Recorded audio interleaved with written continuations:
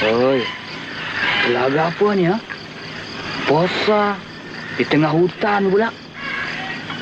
Jangan-jangan telaga hang tua tak? Pergilah. Kau ingat kita ni kat negeri Melaka ke apa? Boleh jadi juga tau. Telaga hang tua ada kat mana-mana.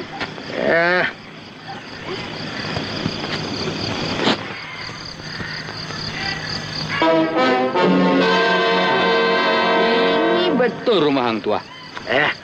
Sudahlah, adakah hang tua nak buat rumah tengah-tengah hutan? Ni tahun berapa ni? Jangan cakap sebarang.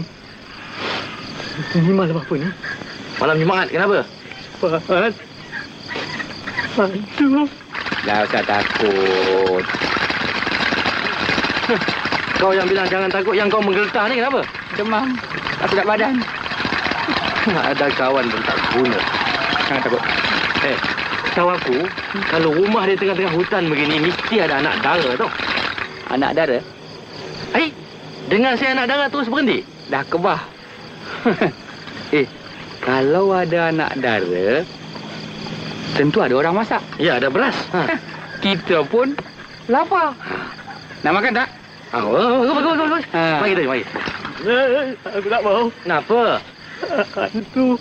Apa hantu? Malam Jumaat ni. Bukan malam Jumaat lah, malam Sabtu. Sabtu aku mau.